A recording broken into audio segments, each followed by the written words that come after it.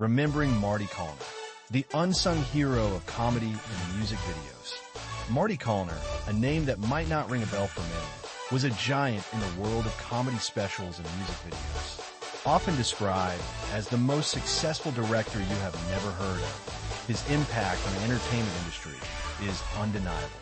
In 2022, Jason Zeineman of the New York Times captured this sentiment perfectly, highlighting Callner's remarkable yet understated career. It all began in the early 1980s when Marty had a light bulb moment while watching television in his Beverly Hills home. He was captivated by Kim Carnes' iconic music video for Betty Davis Eyes. I said, "This is unbelievable," he recalled during a 2021 podcast. That moment ignited a passion in him, leading him to leave his successful career directing comedy specials at HBO for the exhilarating world of music videos. At that time, MTV was just starting to make waves, and Marty was ready to dive in. In a pivotal meeting with Ahmet Ertegun, the head of Atlantic Records, he was presented with 3 bands to choose from for his first music video. He picked the heavy metal group Twisted Sister, and in 1984, he transformed their anthem, "We're Not Gonna Take It," into a hilarious tale of teenage rebellion. The video featured a guitar-playing boy, played by his son Dax, who sends his furious father flying out of a window after the play. "I Wanna Rock." As Rob Tannenbaum, co-author of I Want My MTV, put it, however much Marty got paid, it wasn't enough. He made Twisted Sister. Over the next decade, Callner created unforgettable videos for music legends like Pat Benatar, Bon Jovi, Alice Cooper, and ZZ Top. He directed 18 videos for Aerosmith, including classics like Sweet Emotion and Dream On. One of his most memorable projects was Cher's If I Could Turn Back Time, where she performed on the battleship Missouri, surrounded by ecstatic sailors.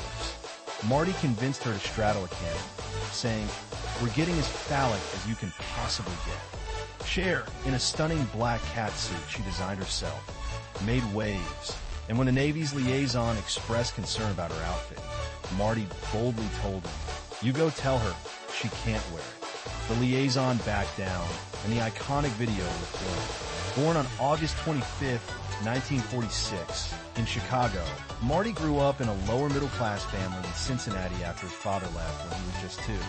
Following his father's death, his family embraced him as the last of the Callner line, and he spent summers in Chicago, surrounded by art. Although he attended 3 colleges, including the University of Kentucky, he never graduated, preferring the party scene over academics. His creativity blossomed after a psychedelic trip at 19, but it wasn't until his mother suggested he interview at a local TV station in 1969 that he found his true calling. Starting as a prop man, he quickly climbed the ranks to director.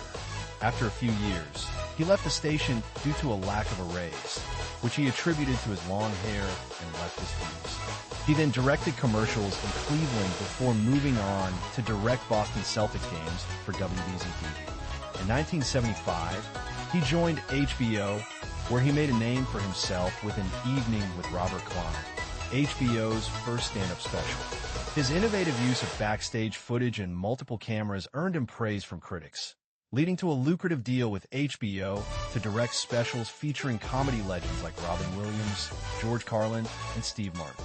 Marty also co-directed The Pee Wee Herman Show, an adult-oriented precursor to the beloved children's series. He understood that comedy had its own rhythm and flow, stating, "I learned that comedy directs me." His keen eye for detail allowed him to capture the essence of live performances, making them feel authentic and engaging. Beyond comedy, he directed coverage of the Wimbledon tennis tournament and concert specials featuring stars like Liza Minnelli and Paul Simon. In 1982, he filmed a revival of the Broadway musical Camelot, starring Richard Harris. One of his most significant contributions to television was the creation of the HBO reality show Hard Knocks, which has followed NFL teams during preseason since 2001. His vision was to give fans an inside look at rookies trying to make the team, and the show has since expanded to cover the entire team's journey.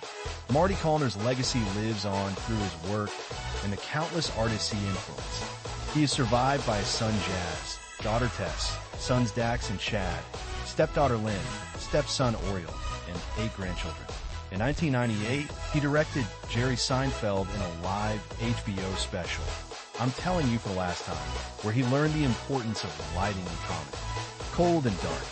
Comedy's cold and dark, he recalled, a lesson he took to heart after a misstep during a Steve Martin show. Marty Callner may have preferred to stay in the background, but his contributions to the world of entertainment are anything but forgotten. His unique vision and creativity have left an indelible mark on the industry, and he will be remembered as a true pioneer.